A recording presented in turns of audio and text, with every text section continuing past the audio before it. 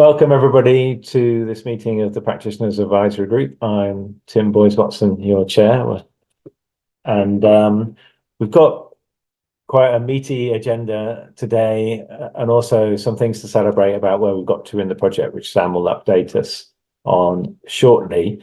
We're just going to switch the agenda around slightly so that we do narrative reporting before the NPO, because we think that flows better. So that's the only change to the agenda that I'm intending to make. Has anybody else got any questions about the agenda before we get started? Seeing no, and as usual, please, if possible, use the digital hand to signal when you want to come in. That makes it a lot easier for me, because then they show up in the order that you raise them, and I don't have to try and watch which is that order. And what we will do is, because thank you so much to the 9 of you that completed the survey. That's really, really helpful. And it means that I am a bit more prepared about where there's consensus and where there's least consensus already from that. So I can encourage you, if you didn't get a chance this time, next time we'll send out a survey again. Please do complete that. I think it's going to really help both me as chair, and hopefully it's going to also help you kind of thought through some of what you might want to say in the meeting by completing it as well. So over to Sam for a project update.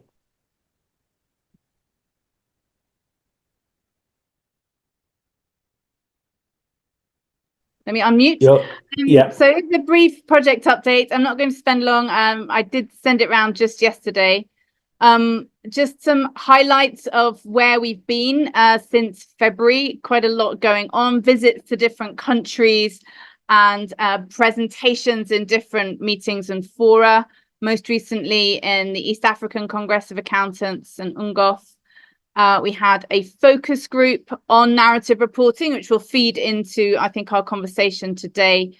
And we've been appointing some ongoing appointments of country champions and members, which is still an ongoing process. I did want to just give you some highlights from the responses to Exposure Draft 2. 161 from 58 countries. 29 of them were here's Jenny as well. 29 of them were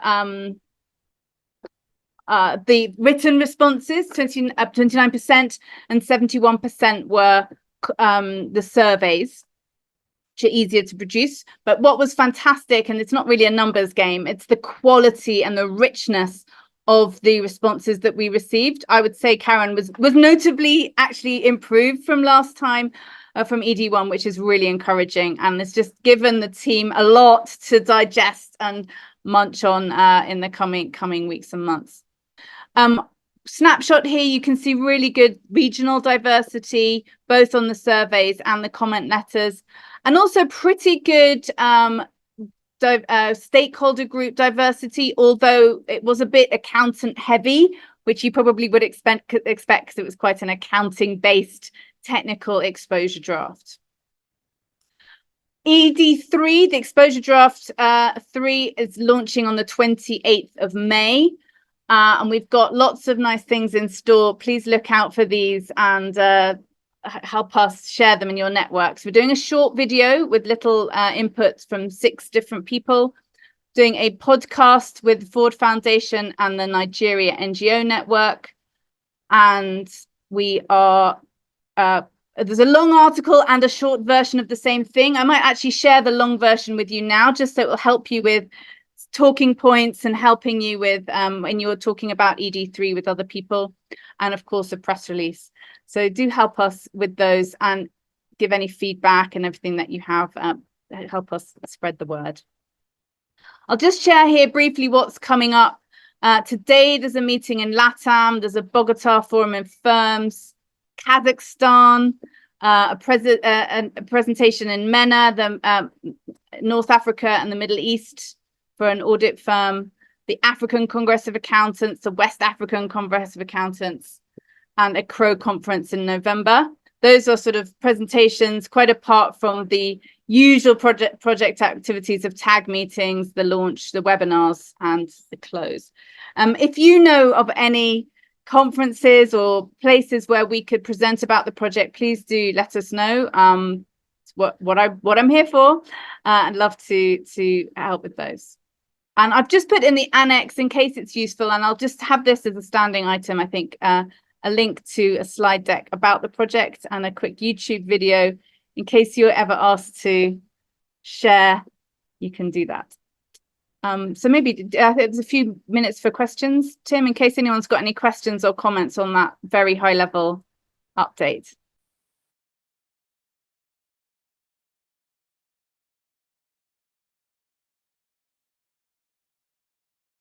So everybody's clear what's happening, that sounds good. So welcome, Pesh and Jenny as well. Good to see you.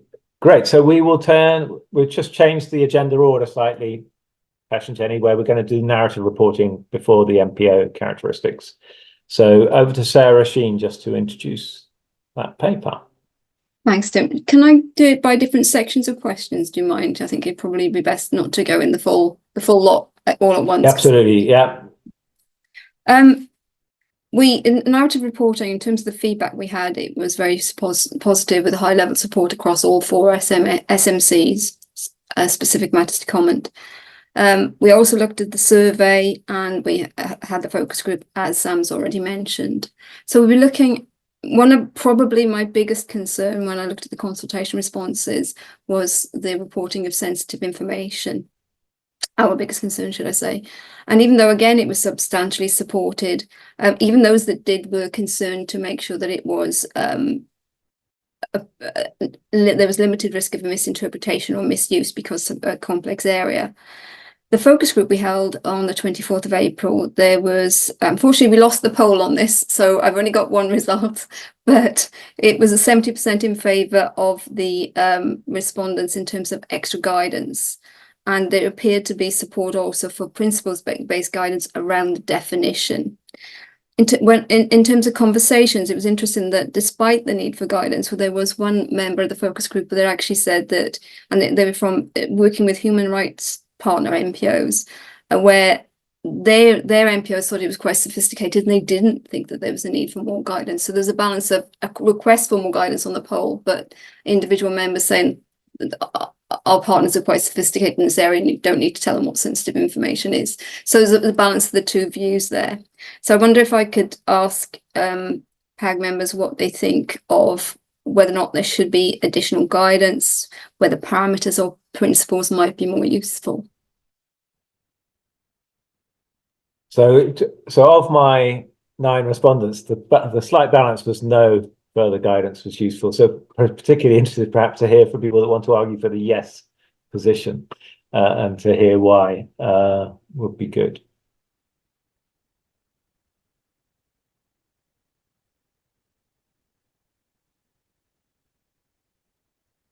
Nobody's going to stand up and argue for the. So in general, what I'm hearing from you is we think we've got it roughly right in terms of the level of guidance is from the Practitioners Advisory Group. Kenneth. Yeah, thanks, Tim. I hope you're able to hear me.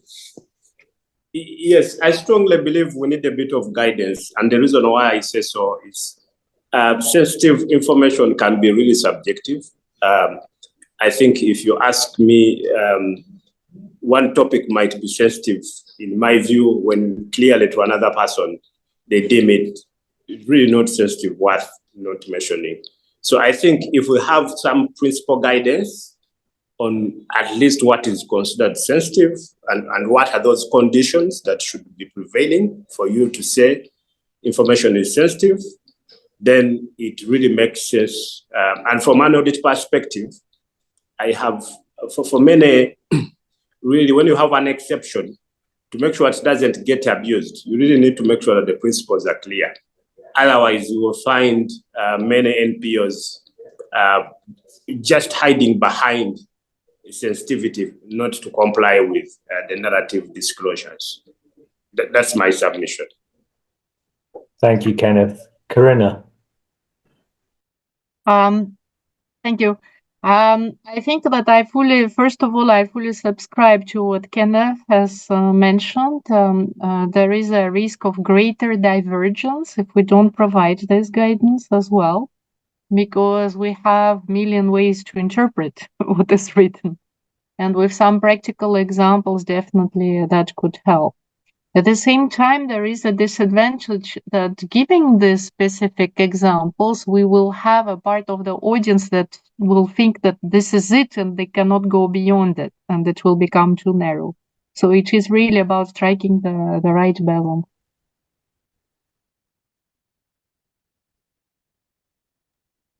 Looking to you, Sarah, is there anything else that you'd love to ask the group around this? I guess are there particular principles that would help if we did put that guidance in particular to round that guidance, or is it just in examples, which might be the best way of doing it? But examples risks being a bit rules based as well, so you can't win on these things.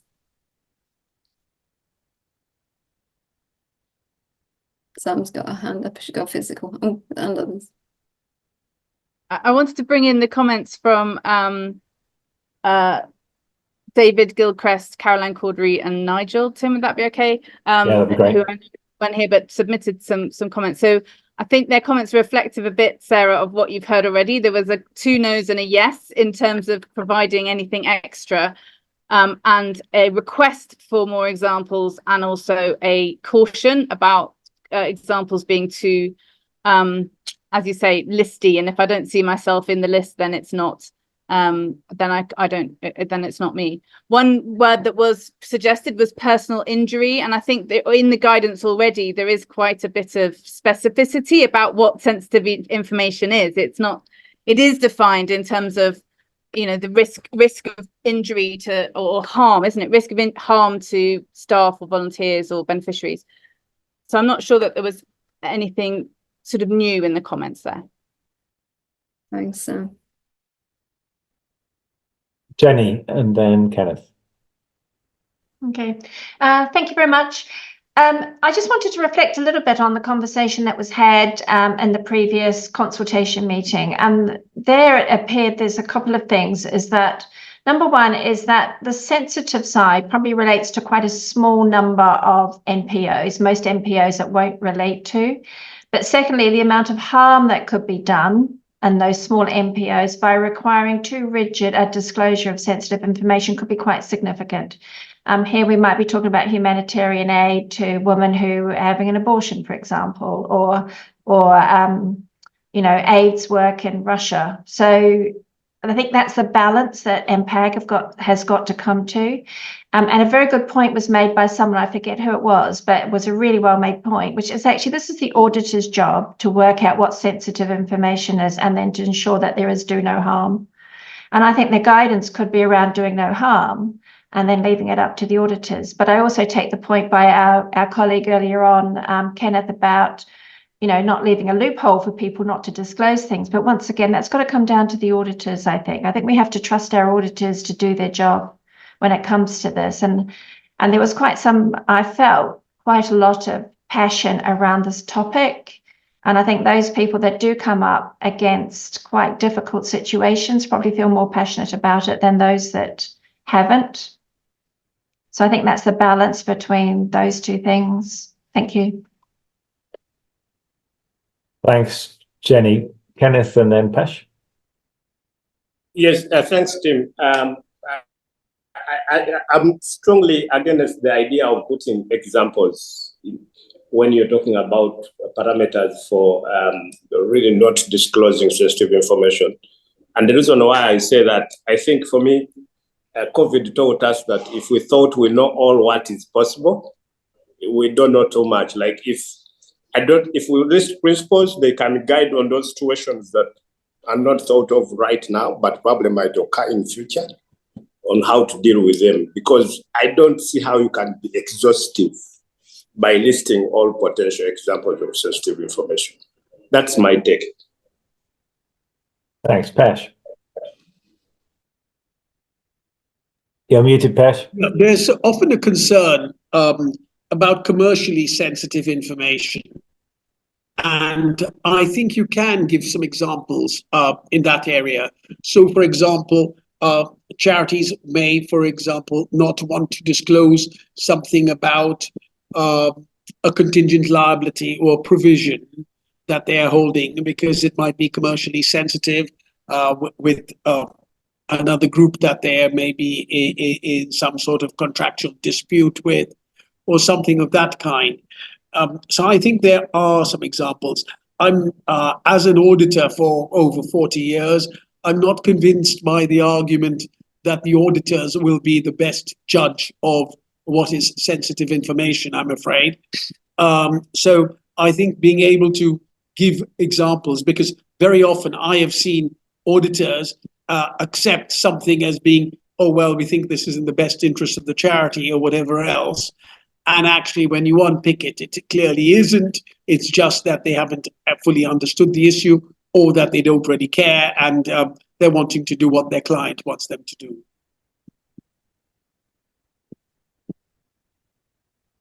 Great.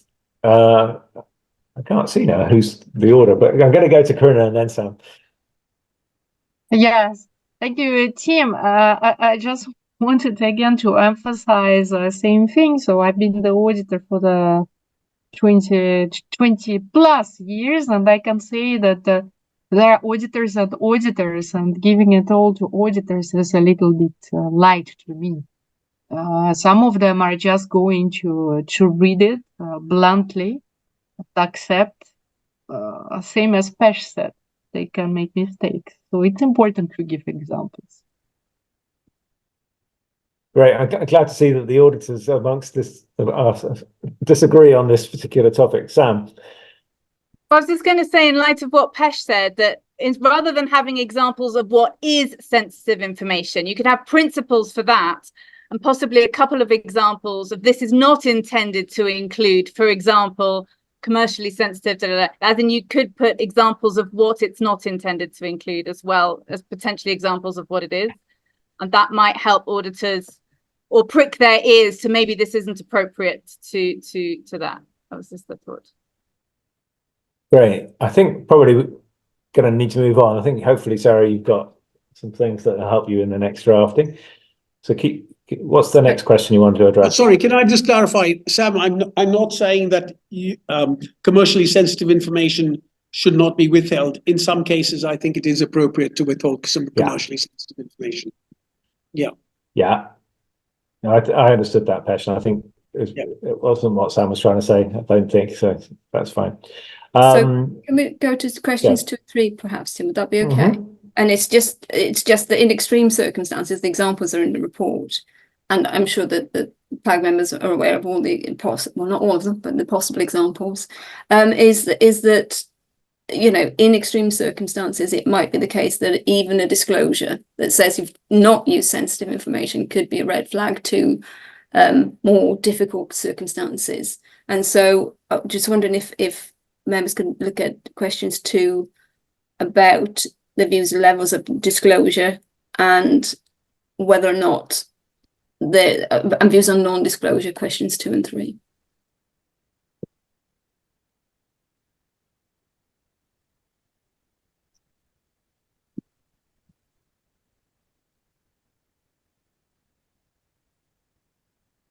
And its ability to comply with INPAG. So just to note, this was reinforced by the focus group, that just similar views in the paper. Sorry, Tim. Yeah, so just looking at just to start you off with, what you told me, the 9 people that completed the survey, was that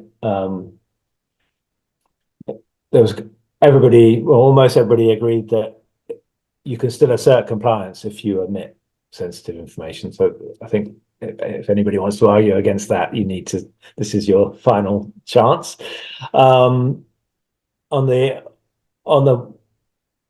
whole issue of disclosing, has it been omitted? There is a bit more, a spread of views out there around that. So I'm curious in particular if people have got examples from their experience of where it could be detrimental to disclose it. I think because obviously that's the do no harm is the whole reason we're doing this. So if even disclosing that you've omitted something can lead to harm, the more examples we're aware of where that could be the case, I think would be helpful.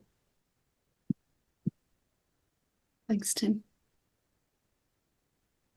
I mean, stepping out for a second of my chair role, there are a lot of examples that I'm aware of where non-profits are working on topics that are either illegal or on the edge of being illegal.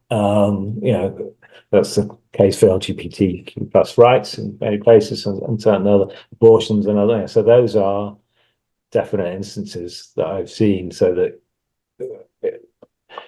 the climate can become very punitive around non-profits engaging in those areas. So what you don't want is that any disclosure of sensitive that you've omitted something, it's going to lead to action being taken against not only that, it could be that the whole just saying that you're not disclosing things is going to bring down trouble on those non-profits. So that's the example I've seen. Sam?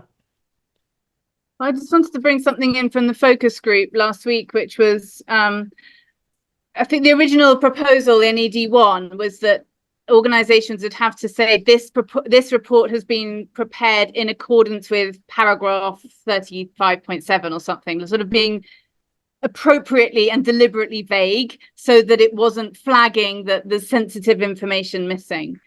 And I think what came out was that in the circumstances where people are looking out for that, they'll learn the paragraph number quickly enough, and it wouldn't really be effective. And expecting, for meaningful disclosure, it really needs to say something along the lines of limited disclosures have been included in accordance with INPAG or something. But it does need to say what it is rather than just referencing a paragraph number. I spoke to one other auditor about this after the focus group, who said that, and we were talking about if you're an auditor and you've got to see this sentence has got to be there in accordance with INPAG, and that including that, if they refuse to put it and you're going to qualify your opinion because it's missing, and that by qualifying your opinion you're going to bring harm, he said you wouldn't do it. There's just things that are more important than including that sentence in the qualification in your audit report. So I think there's what goes in INPAG, and meaningfully we have to put a proper disclosure, that has to be there. And then there's the pragmatic world of real auditors in real situations of danger and how that gets worked out in real life. And I think we probably need to realize that there's real life and there's sort of what's written in the book. And they might not be the same.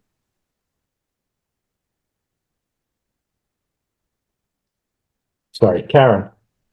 Thanks very much, Tim. I guess I'm going to just sort of, I don't know, be provocative, maybe not. I don't know. I was interested in what Jenny was saying about the number of NPOs that might be impacted by this, and whether actually it was relatively small number, but obviously a disproportionate amount of harm that comes from this.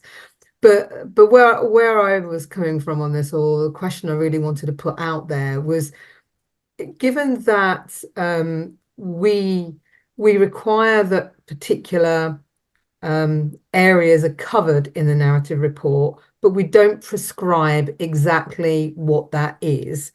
So there's a great deal of latitude by an NPO about exactly what they put in there, whether it's 1 line or 20 lines, their choice.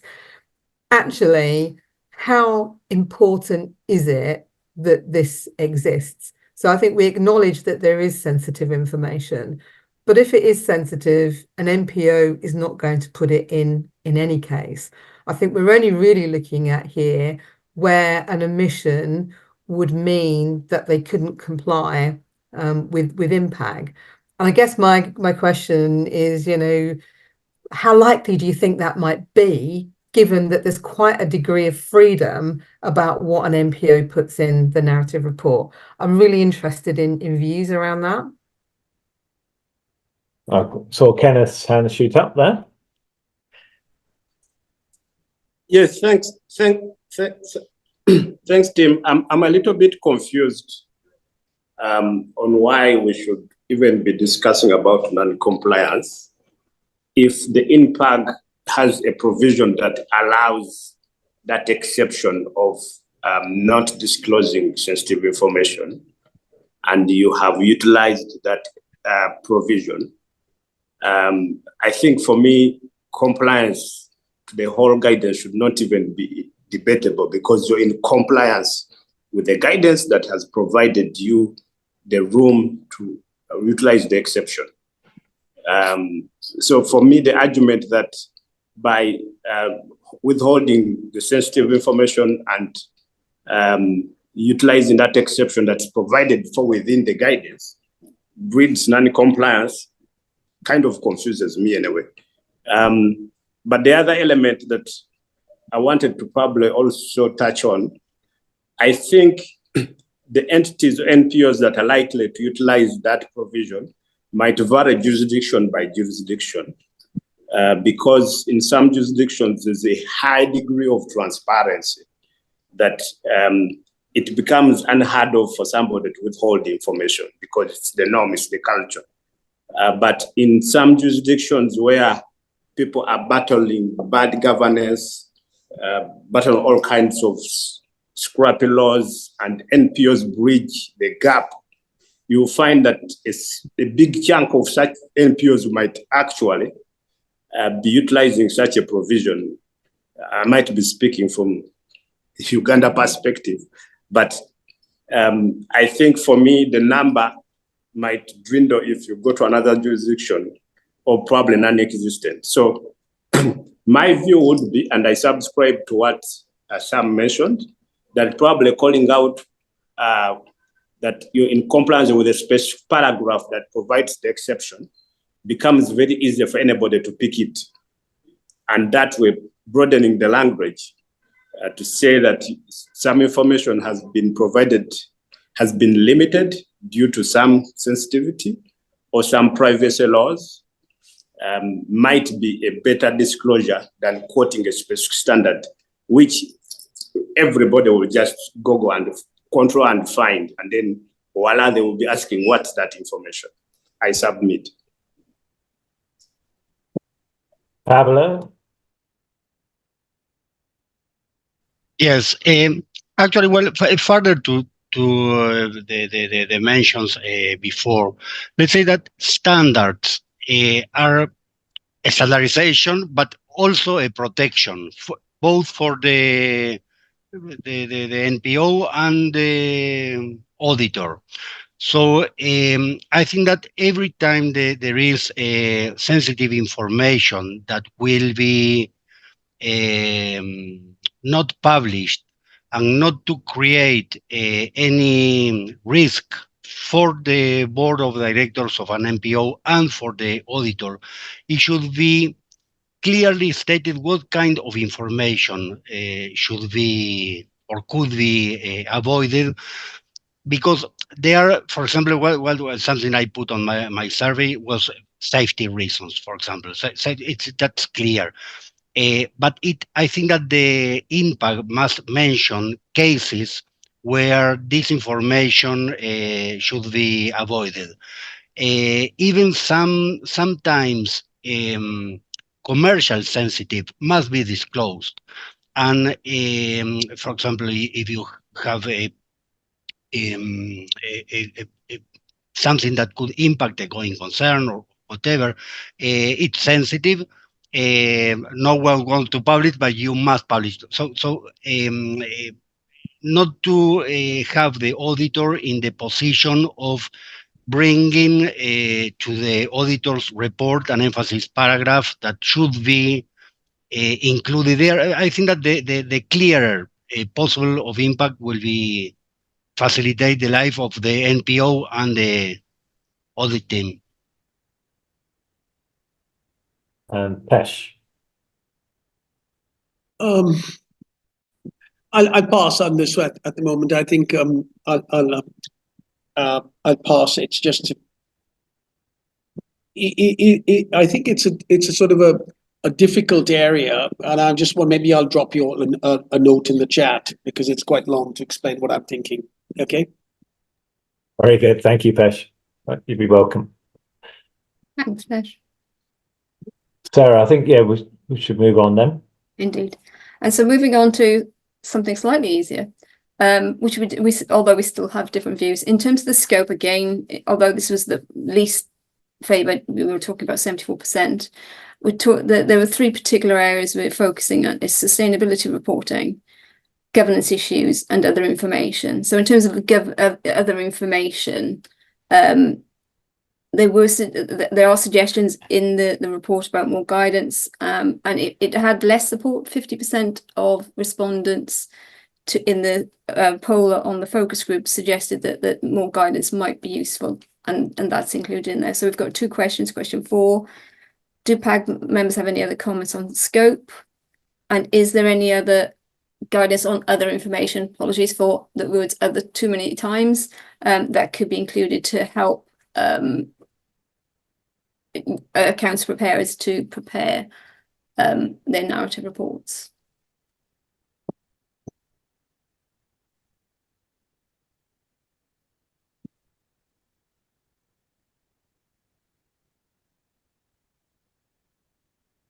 Dorothea. Sure. Thank you, Tim. And hello, everyone, again, and appreciate the good discussion. I'm just sharing an observation. So perhaps not a pointed comment to be included, but just an observation, just here from the US. And that is kind of a movement within our federal body that oversees financial reporting. And they're moving in this narrative reporting area to make it clear to management that what they put in the narrative reporting should have an emphasis on a financial impact of what you're putting in your statements. There's acknowledgement that there's a somewhat of a disconnect, that management within their narrative reporting will highlight what they want to highlight. And what's on the financial statements with the numbers presented there could be viewed as really a disconnect, meaning you could be spending money in another area that you've chosen to minimize in the narrative reporting. So they're trying to provide principal guidance to meld the two so that when someone reads the narrative reporting, it's almost a text for the numbers to emphasize that. Again, it's just an observation that I've noticed folks here in the US working towards. So I'm just adding that for input. Over. Thanks, Dorothea.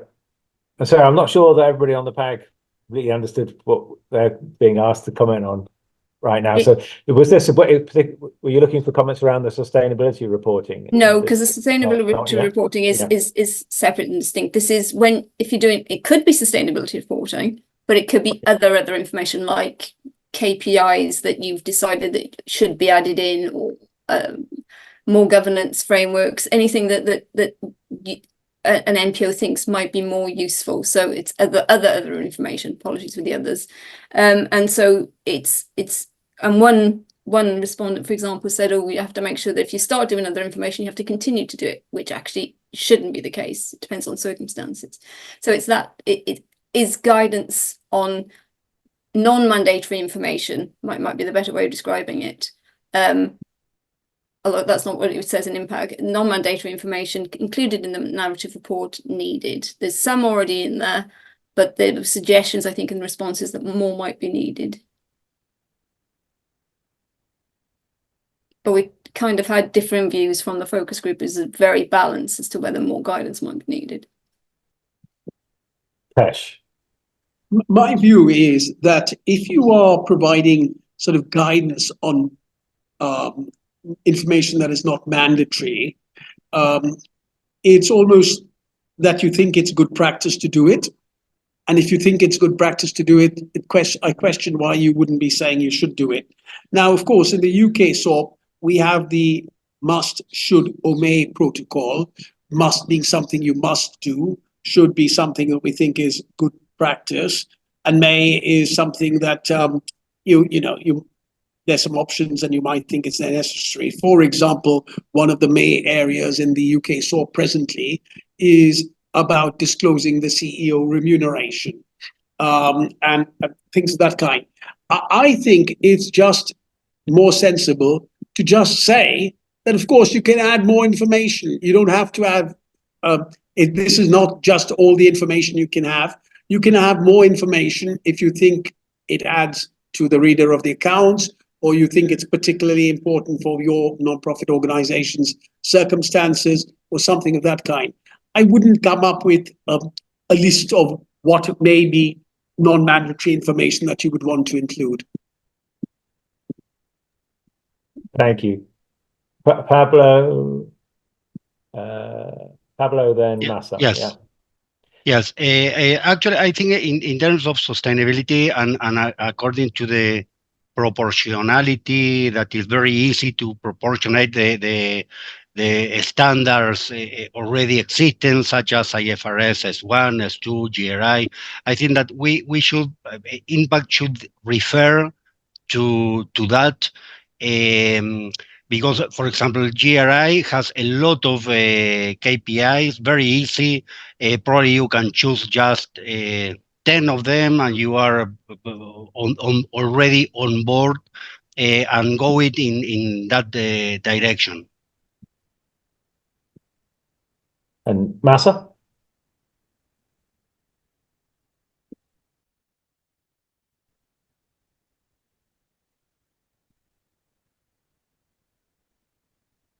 Massa, I'm afraid you're not muted, but we're not hearing anything. So there must be something wrong with your audio settings. Sorry. So I'll come to Sam and then hopefully we can come Go ahead, back Massa. to you. Massa, would you like to speak? Go ahead. No, we can't hear him, Sam, the issue. I think, Massa, there's something wrong with your audio settings because you're off mute, but we still can't hear you. Okay. The thing I wanted to bring it back is something that we talked about in narrative reporting back many months ago, and it was about disclosures around reserves and indirect rates. And I remember back then we were saying that the final INPAG would include an illustrative narrative report that would include that, so that rather than mandating it or suggesting it in the text itself, it would just appear in the example as a sort of information that, or an income policy or something like that. So that we weren't mandating it, but by including it in the illustrative, it would likely encourage that. I'm afraid that that sort of has got dropped off over time, but disclosures about reserves are no longer very apparent and easy to see on the well, they're not on the balance sheet. You can see unrestricted funds, but that's different from reserves. And there's no disclosures about, for example, numbers of days worth of reserves that you've got and things like that. So I just wonder, seeing as they're now, or maybe it's a question, is there a plan to do an illustrative narrative report? And if so, would it be worth putting those kinds of information in it? If not, perhaps it could be suggested as a type of other information that might be useful for readers, because it's come up time and again as information that's valuable and information that people would like to understand about an NPO. Do you want me to respond to that, Tim? Yeah, that would be good just to clarify what your thinking is. Our current thinking is that the danger of putting an illustrative example, particularly in narrative reporting, but anything, is that it becomes boilerplate. And this is what everybody does. And so, and also, and Karen has mentioned this, and she's very much not wrong, is that things are moving so fast in the narrative reporting framework, they come out of date too quickly. And so probably illustrative guidance isn't the way we're thinking about doing it. Putting examples of most current, there are lots of good practice examples out there on the website might be something that we can cross-refer to, but probably not putting illustrative examples or an illustrative example, because there are too many risks with that. So Can I just, if I can different just types add, of thing you might, sorry. yeah, no, if I was just to add to that, I think we only intend to reissue PAGs sort of every 5 years. And in the world in which we live, things tend to move faster than that. And we don't want to keep reissuing the guidance. So we are looking at, well, how do we provide people with examples of good practice that might pick up some of the things that you're talking about, Sam, without having to reissue the guidance. So we're thinking about how do we link to other resources on the website that we could maintain a bit more currently without having to reissue the guidance. So that's something that we're thinking about at the moment. The other thing that we're thinking about is whether there are particular aspects of the narrative report that people find perhaps more challenging to do, and whether we can do examples that are extracts from the report, particularly if we can show different ways of visualizing the same set of information to kind of illustrate that there's more than one way of doing it. It doesn't, and to try and move away from the risk of boilerplate. So I think we're not saying no at the moment. I don't think we want a single illustrative narrative report, but I think what we are looking at is, are there ways of doing it that actually might be more helpful in the longer term? Philip. Oh, you're muted, Philip.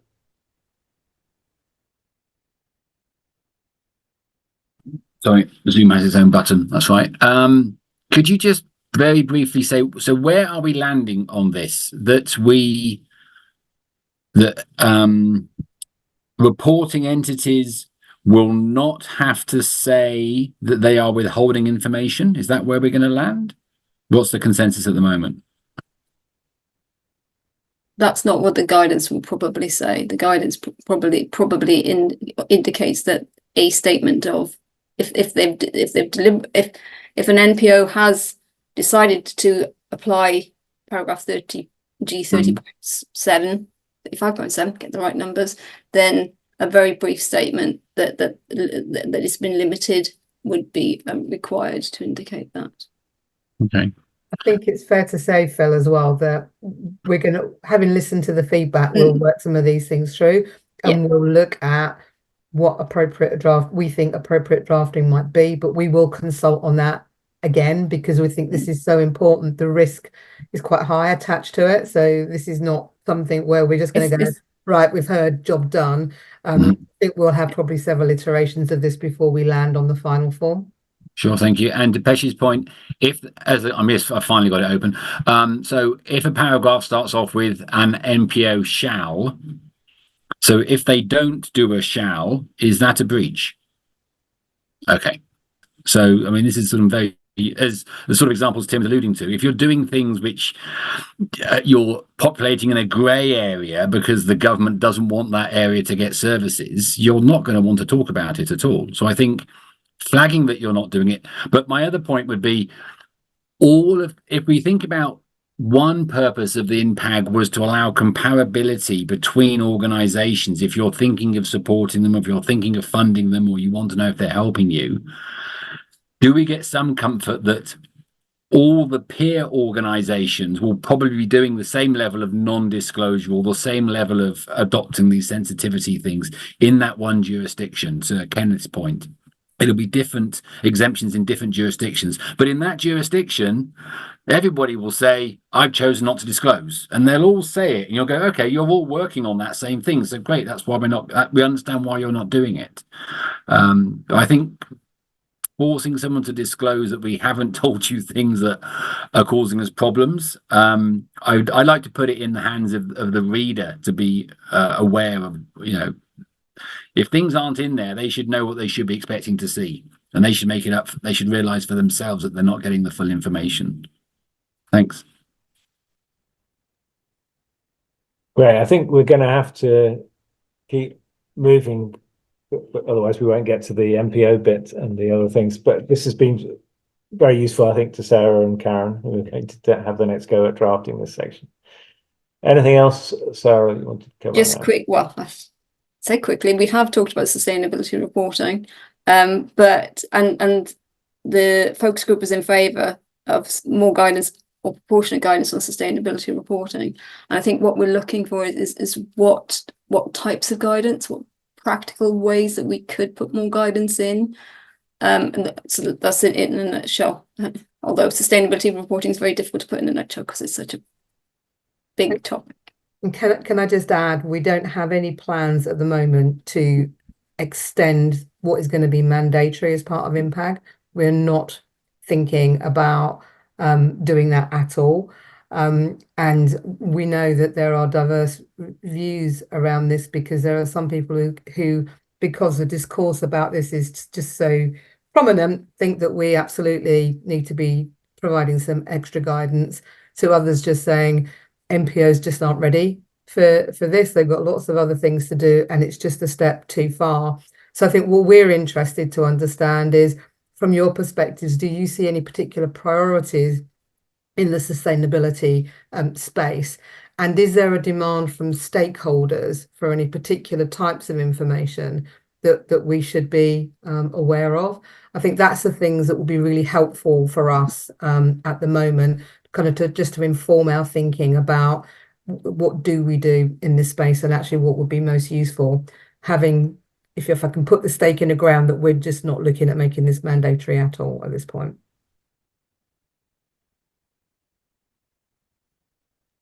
Just to add to what Karen said, while people are thinking about that, Karen just summarised up really what the range of views were at the focus group as well.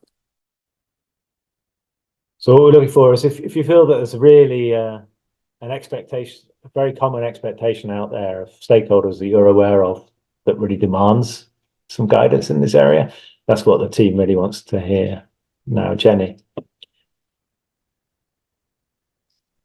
Thank you very much. I was just going to make a comment on it's a very fast moving field, as you've already said, and things are going to change quite a bit, I think, over the 5 years. And you can already feel a rowing back from the green and the sustainability as we come up to the general election in the UK and what's happening with various political parties. So I don't think we should be able to predict what is required in the future. But I did wonder whether or not, I don't know how standards work particularly on that side of it, but could you put in something about that NPO should consider whether they should put something in about sustainability, or could consider just a little bit to sort of prompt them to start thinking about it? Is that a possibility? And I'm not too sure what other people would think of that, though. But I would be against making something too prescriptive in this fast moving field at this moment. Thank you. Thanks, Jenny. Philip? Thanks. Yeah, I would definitely not make it a requirement that people have to say something about sustainability, but I think we can do something. So let me give you an example. If an NGO says we always act to uphold humanitarian standards, you'd want, I think our guidance to them should be, if you say you uphold standards, you'll have more credibility if you explain which international or which regional standards you are comparing yourself to, such as CHS Alliance or Sphere. So the same thing with sustainability and green reporting. If an NGO wants to say we are green or we are low impact or we are whatever else, if they want to go down that route, we should actually say you shouldn't make those claims or those I don't know, connections unless you are willing to go down A, B, C, D. And I think it should be against which references or which standards are you commenting, and how did you compare yourself, and was this just a self-reporting or was it actually verified by anybody? So I think that's what it would be. I mean, what the stakeholders care about, if I was an investor or I wanted to make a donation, it's greenwashing. So I think that would be it. We don't want false claims out there to be anywhere near our audits. Thanks. Like Sam was agreeing because she's taken her hand down on that. Great, okay. Right, I think that's really helpful, I thought. And we'll move on then, I think, to NPOs. Is that right? Second.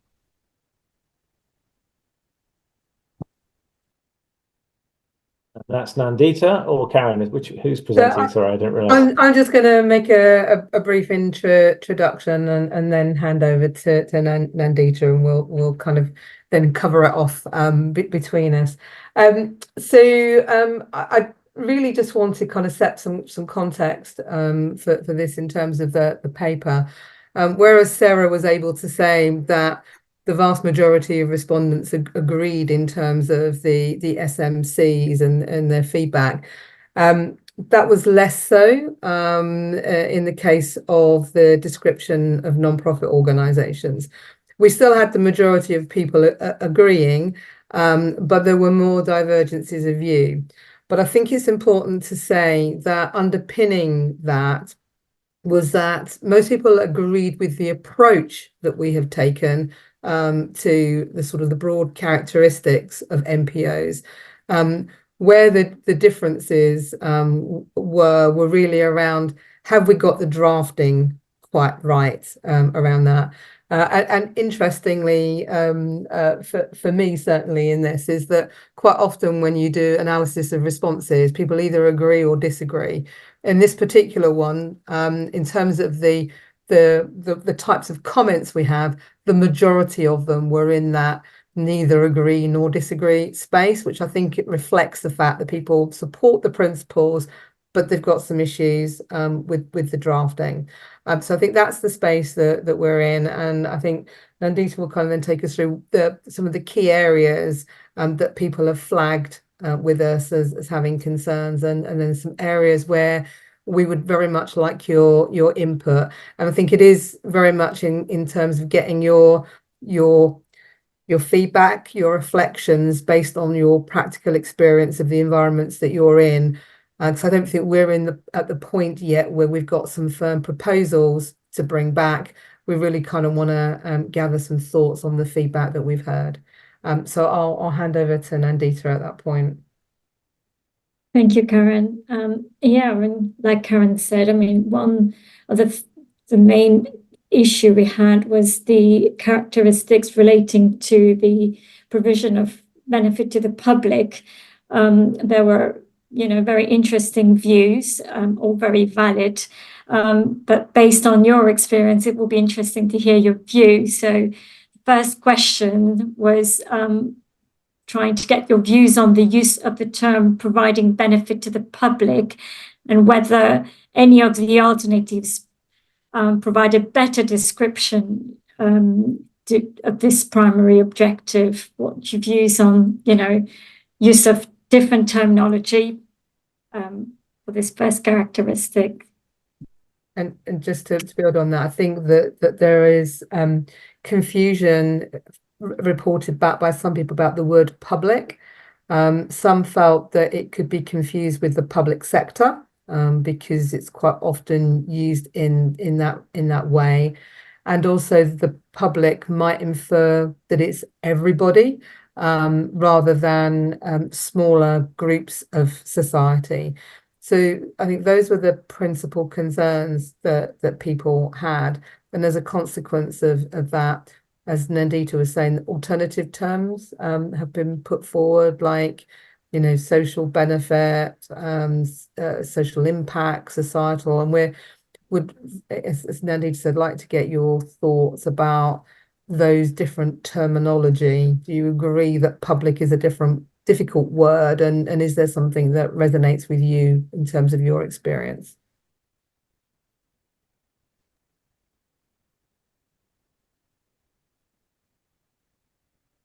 Cash, I'm going to start. Must begin with an apology in that I can't recollect what exactly we were saying in this area, but it seems to me that when we talk about benefit to the public, it's analogous to the public benefit requirement that you see from charities in the UK, that to be a charity, you have to have a public benefit requirement. Now, the Charity Commission has gone to some extent explaining what they mean by the public benefit requirement. But it seems to me here that we are talking about organizations that are wider than charities. So let me give you an example. You might have an organization that is a non-profit organization, but actually has what they call a profession protection poise. So let's say it's supporting engineers around the world or something of that kind. So the distinction that's been made in the UK is a distinction between a public benefit poise and a profession protection poise. So if you're a profession protection poise, fostering something which may be of benefit to the public, let's say you're fostering environmental health officers in local authorities, that's benefit to the public, but that wouldn't be a charity. It wouldn't have a public benefit poise, because the benefit there is to an individual group or profession, as against if you had another organization which was fostering the art and science of environmental health. So making that distinction, I think, becomes quite nuanced. And if we're going down that route, we have to be quite careful that we don't fall foul of law, because there's a lot of case law in Australia, Canada, UK, and many of the Commonwealth countries of what constitutes public benefit and, what doesn't. So I think we need to be sort of careful about it. And I think what I will need to do is to look back against what we've written exactly about this area and see if there's something which I missed when I was doing my first read.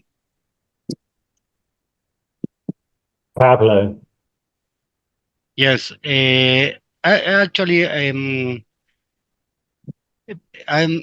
think that I remember. Sorry, I remember a similar discussion several years ago at IFAG about how to address to public and this confusion about public sector and what is public, and finally it was specifically accepted to talk about the doing things for the public interest or on the public interest. I am not native English, as you realize, so probably there are some fine tuning about on the public interest or for the public interest.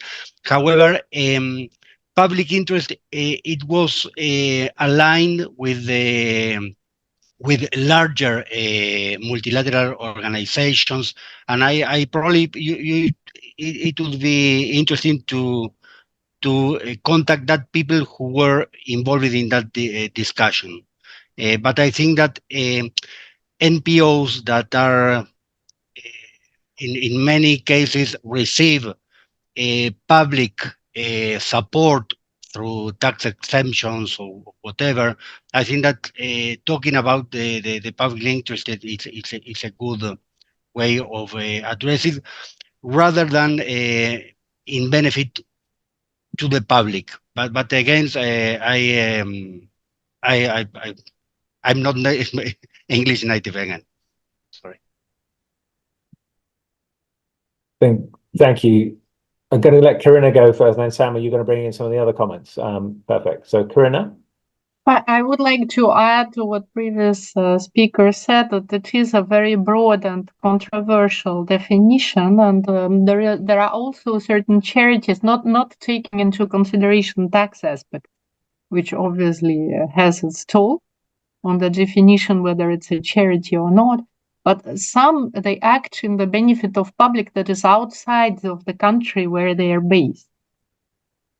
So if we do apply it rather narrowly, that would exclude automatically the whole sector. For example, the peacemakers or peace builders, often they're not located in the country where they're operating, or with certain arms abroad, to preserve the people's safety and the activities. And it could also then lead to the exclusion of the organizations that support minorities, whereas one could argue that if you're supporting a minority sector, such as, I think the easiest example would be LGBT supportive organization, they are by definition would be a minority of public. Are they acting in the public benefit or not? So we should really be careful. Agree with that. Sam. So yeah, just wanted to bring in some comments from Nigel, Caroline and David.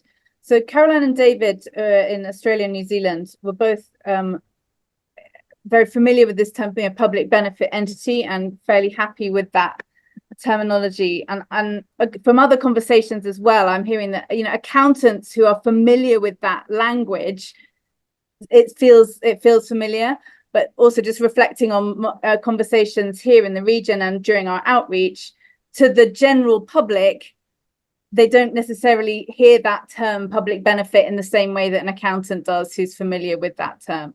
And we had, just to reiterate what was there in the paper, lots of people saying, well, yeah, we don't act in the interest of the whole public, so we're not a public benefit organization. So there's something about, and I've actually got some draft text that I can share with you offline, which is about, you know, we aiming to serve societal benefit, or aiming to do that rather than doing it, because the definition of whether you are achieving societal benefits is so subjective. So it's not that you do achieve it, but you aim for it.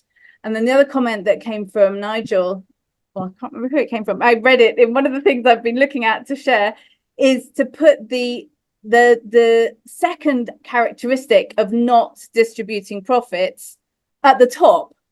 That's actually a more significant and more pervasive characteristic than the societal good or whatever thing is underneath it, and that is actually enables more inclusivity and enables to bring more organizations sort of within the tent. Again, there's always pushback that it's not profit, non-profit organization, and NGO, like defining it in the what we're not, but that seems to be the most consensus in terms of bringing organizations under the tent. There's another point and I can't remember it. I will put it in the chat if it comes back to me.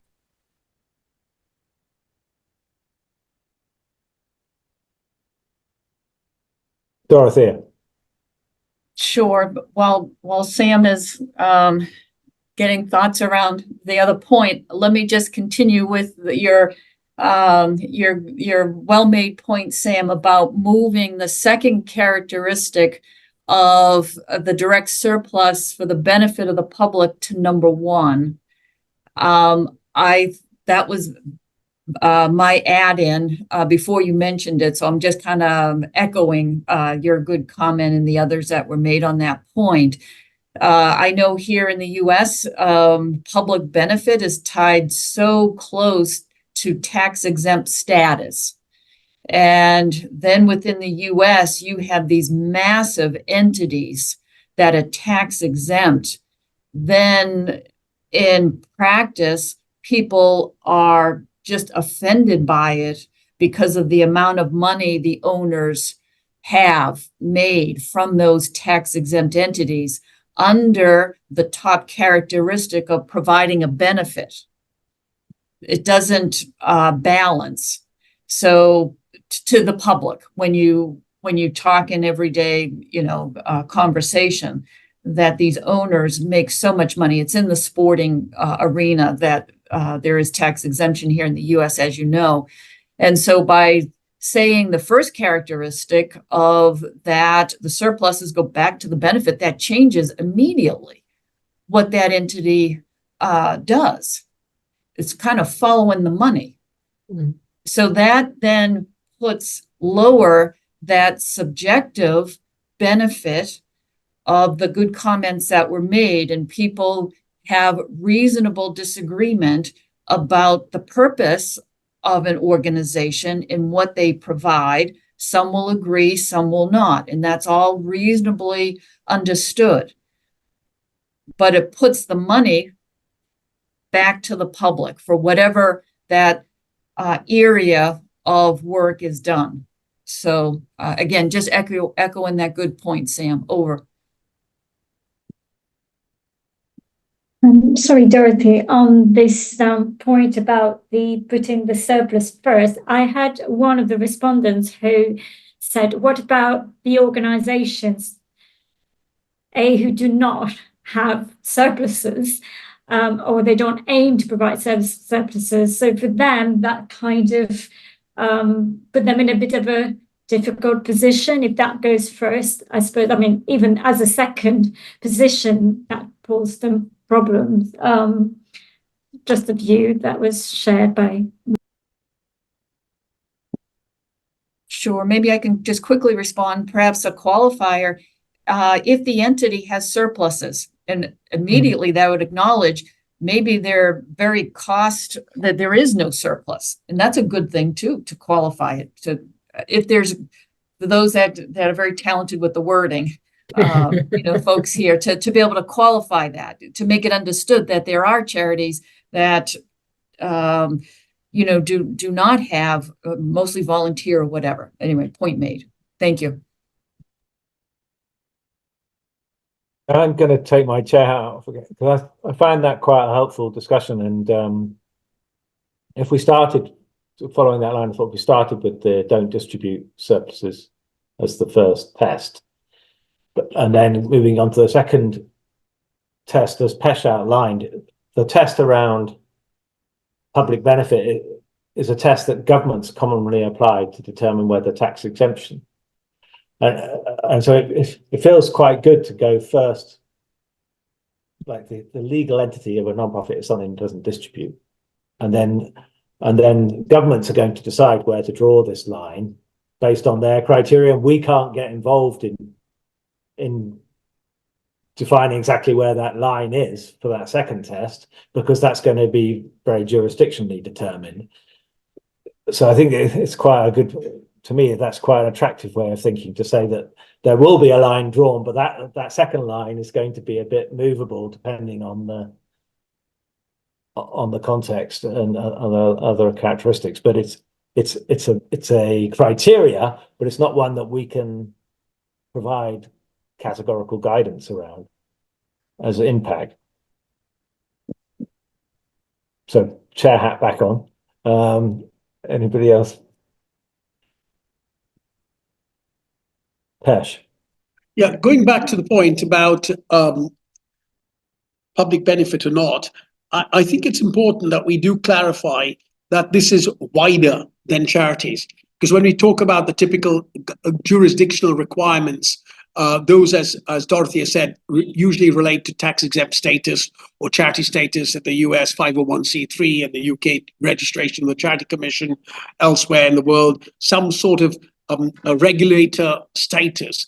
But there are many organizations which I can see, for example, a community interest company, which doesn't have tax-exempt status, but would yet benefit from following INPAG guidance, and other organizations elsewhere in the world, other NGOs which are not, which may not have tax-exempt status. So I think we need to not blur that, and because when we start using language which is also regulatory, statutory language, people think it falls only there, and so they begin to think that this only applies to tax-exempt organizations because those are public benefit entities or whatever else. So I think we have to be very nuanced in how we explain that this is much wider. And I think, to me, the key characteristic is the one that we've all been talking about, is one that doesn't distribute profits. But again, there's quite a lot of chat on LinkedIn at the moment about what does not distribute profits mean, and actually explaining that what it really means is people say, well, we do distribute profits, we make grants. So that's not what we're talking about. We don't get money back to an owner or an individual or something of that kind, like a shareholder. So I think, what seems to us fairly evident and sensible and clear to a lot of people isn't.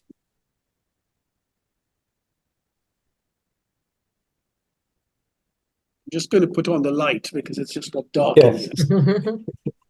You're in India, aren't you, Pesh? Yeah. That's right.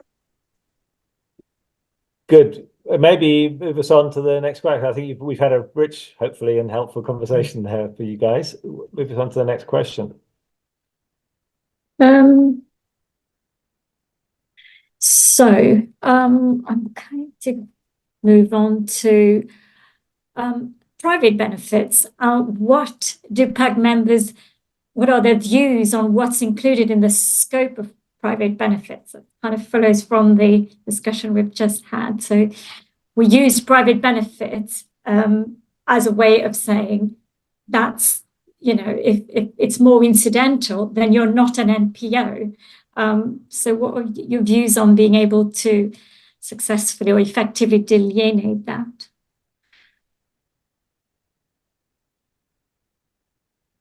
And just Maybe add, this time, yeah. Sorry, Karen. I was going to say, I was just to add to that. I think we acknowledge that there could be some private benefit and still be an NPO, that it isn't operating primarily for private benefit. But I think the question was that the people have raised is, well, what did we mean by private benefit? Are we just talking about distributions, or are we talking about the distribution of goods and services? Because people might get goods and services because they are part of the part of society that's benefiting from the work of the NPO, and that was causing some confusion for people. So that was a key point, as well as kind of, well, how much private benefit is incidental? Where and how do you draw the line around that? So they came up as points that people had concerns about. Pash. You're muted, Pash. Harping back to the earlier point, this is an area fraught with difficulty, so much so that these cases, I mean, there's the 1952 case of the Royal College of Surgeons versus the Inland Revenue, which went to the House of Lords and is now being used as precedent in Australia and Canada because the House of Lords cases are. And, you know, where the taxman was saying, well, there's a benefit to surgeons by becoming members of the Royal College of Surgeons, and therefore that's private benefit and it can't be a charity. And the House of Lords ruled that the primary benefit was to the art and science of surgery, and the incidental benefit to the members of these organizations is different. And that's the point I was trying to make earlier about profession protection poise and public benefit poise. And we need to be careful, because are we saying that an organization that has a profession protection poise cannot be and non-profit organizations following that? The classic example is the Royal College of Nursing. It was a charity, but it gave up charitable status because it wasn't allowed to have charitable status because it also had a profession protection poise. It acted as a trade union for nurses. So I think we need to be quite careful about understanding these differences. And I'm embroiled in some expert witness work, which I'm doing in this area at the moment, which is quite sensitive, because they're not sure whether when is benefit incidental and when is it not. Does the public benefit, you might say the Royal College of Nurses, yes, it actually protects nurses, but it's also got a wide public benefit poise because it sets the standards for nursing. Also, you know, and there are organizations that do both those, set standards, act as regulators, but also are not charities because they have a profession protection poise. You know, another example is the Chartered Trading Standards Institute. You know, trading standards are important for everyone, but if you're protecting trading standards officers, are you incidental benefit or not? So I think getting this right is quite important, because we will fall foul of these cases with a minority of cases, but it is something that we shouldn't. It will undermine our credibility if we are seen to be contrary to law and expectation. Pablo. Yes, actually, I agree with Pesh that it's a very delicate matter. A narrative disclosure of any private benefit should be really considered and explained and linked with the bylaws. That is something. The bylaws of the NPO are the ones used by authorities to approve a charity, depending on the jurisdiction, I guess, but to approve the tax exemption or the charity status. So it should be always linked that is permitted by the bylaws of the NPO, but explain profusely about what it means. And Sam.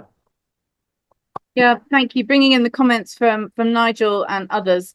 So, first of all, there was this idea of proportionality. So if the benefit that somebody's getting is proportional to because they put something in, then Nigel was saying that goes under the IFRS definition of benefits because I'm getting something out because I put something in, which isn't what we're, I think, talking about here in private gain. The other example that he gave was about, well, I'll give a similar example, but imagine an organization that supports albinos, for example, and some of the members of the board are themselves albinos. They're representatives of the membership, and in their capacity as albinos, they are benefiting from the services of that organization. So the key would be is if the benefit that that board member, say, is getting is the same as all other eligible beneficiaries, then that's fine. But if that board member is getting private gain that's more than or different to other beneficiaries, then that's a private gain. So that's I guess another example, just different to the ones that Pesha's talking about, where private gain would be the board members, say, getting something different to other eligible beneficiaries. Just a couple of examples there.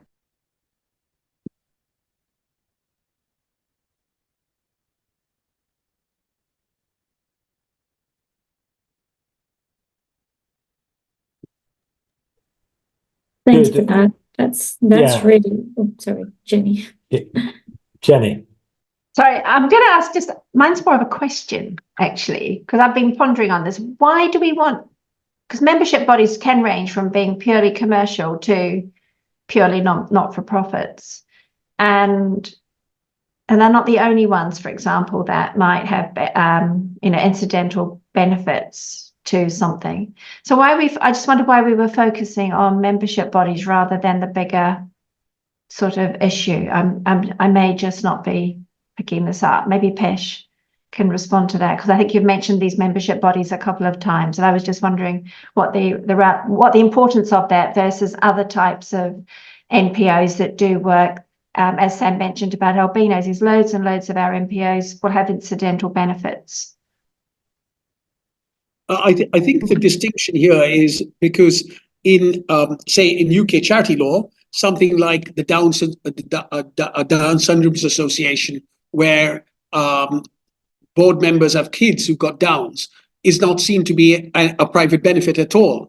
Where it becomes a distinction with membership organizations is, do the members themselves get some benefit because of what the organization is doing in a way that is not sort of public benefit? And I think this is the point I'm trying to make, that if we focus on the fundamental point that it's about an organization that doesn't distribute profits, then I think those organizations will be acceptable. So let's say, I think the Royal College of Nursing should be acceptable as having a body that follows INPAG, because it doesn't distribute profits, although the benefit is seen to not be incidental, but the individual benefit to the nurses is high, and it's more than just treated as incidental. So it wasn't allowed by case law to be this case. And it's for us to decide whether you think, like, for example, do you think a trade union should be able to follow this guidance or not? It's a non-profit organization. It doesn't distribute profits, but it's not treated as a public benefit organization.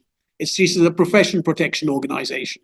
So actually, that's what I'm trying to get at. So I think that's why I've been focusing on membership organizations, because that's where most of the case law and most of the controversy in different jurisdictions, Australia, Canada, UK, Germany, etc., have come up. If I can just add to that as well, Jenny, I think that we're talking about membership organizations because I think that's where the contention is. I think for most other things, it's a lot more straightforward, but membership organizations can be totally and very clearly for public benefit, or they can be, as we've talked about, purely for the benefit of the members, and actually can have a profit motive in there in terms of benefiting the members. And this sort of comes to sort of mutuals and some forms of cooperative, where they are operating only for the benefit of their members, and there's all sorts of fiduciary responsibilities in there. And so there's kind of a spectrum of membership organizations where it's a bit more fuzzy about where that sits, whereas I think probably the vast majority of NPOs, which are not membership organizations, are a lot clearer cut for this particular point. So I think that's why we're focusing on it, not because of anything else.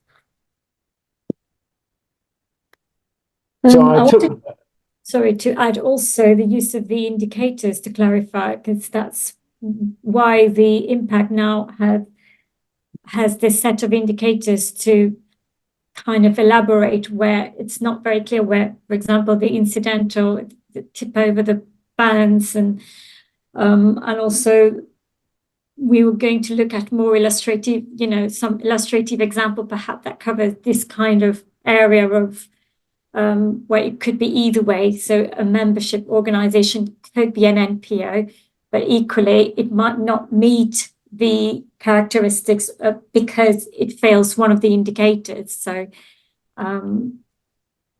perhaps we'll address that using some examples. Yeah, I'm conscious. So I am following a brief from the Secretariat on which items were most important, and because we're nearly out of time, and so that's why we've spent more time on the narrative reporting and then significant time on NPO. So we'll just give you a very brief flavour of the donor engagement at the end, but because I think we're going to have to just make sure you've got what you need on this NPOs. Is there anything else you want? I wanted to sum up something that struck me about the conversation, and certainly it's helped me in the conversation, and it's not the first time we've discussed this. The PAG, probably some of the very first PAGs discussed this topic. I think the more that we can, by putting it first, this idea of was the primary purpose of setting up this entity to distribute things to those that set it up, or that's really where you're moving into the profit space. So that being the first thing to think about as to does the benefits that accrue to those that put into this organization or are members of it, is that only incidental? It's really seems to be the test, if you like. And I wonder whether it may get us to not having to put as much. I think because we started with this as the public benefit as the first one. Yeah, we've had to. We probably have to. That pushes us to get more and more into deeper definitions, and then get into all the tricky areas that Pesh has outlined. So I think if just by reversing the order, we may find that it's a simpler way to manage the definitions. Anyway, so that was my takeaway. Let Sam have the floor for a bit on donor engagement, and she's got an ask for you. Very briefly, because I know we're short on time. So, as you know, the primary role of all PAG members is inputting into this guidance development, looking at the proposals, sharing your experiences, etc. As we're getting ED3 is out of the door and we're getting closer to 2025, we're hoping that you as PAG members, seeing as you're passionate about this, or you wouldn't be here at all, will also be interested in supporting us in the implementation and adoption of INPAG, and be able to sort of advise and help us with strategy questions and contacts. So that's really the context for the last paper that I shared just again yesterday. I wasn't expecting you to have read it or anything. Maybe I'll give you a chance to read it yourselves. But the last slide really, I guess, is the one where I've got the questions. The first is the questions about these benefits to funders. We've identified some areas where we think why INPAG would be useful for funders, sort of why they'd be interested. Maybe just first start with why we're talking about funders in the first place. What we've done in this map is see how funders and donors have such a big influence on the whole sort of landscape in terms of whether an NGO adopts it. Either whether it adopts INPAG as a whole, or whether it adopts just the practice guide 1, that donor reporting piece, or both. Donors are quite instrumental in that. So for that reason, we've developed these sort of selling points of why we think this is really useful for donors, the important role that donors can play, and the 3 primary calls to action that we've got for funders at the moment. One is join the supporters campaign, which isn't quite live yet, but very soon you'll be hearing about it. It's a page on the website. You can just fill out a form, you can add your name to the list, you can display a support us badge if you want to. It's literally just demonstrating that you support the project.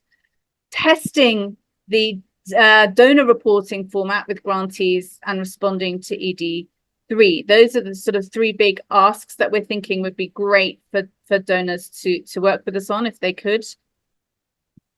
And I think one of the things we'd love to hear from you is, are there donors in your own networks? You know, we're working at global level with some of the big international names and headquarters or whatever, but we really don't want to miss out on the substantial donors working in specific regions. There's influential people working in national offices of international organizations. And if you're in one of these other areas, if you're working with an auditor or whatever, and you've got clients who are donors, or you're working for an NPO and you've got funders, or whatever your connection is yourself to different funders, wondering if you could help us potentially with introductions or with ideas of donors that you think would be interested in this conversation. So won't ask you to share that now, but I will send a follow-up email after the meeting. So if there are particular relationships or contacts that you have, and introductions that you could make, or people that we could support you to reach out to on our behalf, that would be very helpful. Back to you, Chairman, in the dying moments. Yes, yes, the donor reporting is the supplementary statement, Practice Guide 1 supplementary statement, which is the standard format that can be used for donor reports. Thank you. Great. So thanks very much, everyone. Just close out. It's really lovely to go back to revisit ground that we started, and I feel like so much more enriched in terms of how we discussed this from them for the first time. So it just shows how much all of our thinking has developed over the last is it 3 years now, 3 or 4 years since we've been operating. So thanks so much, and see you at the next Practitioners Advisory Group. Thanks. Bye, everyone. Thanks very much, everyone. Thank you. Everyone.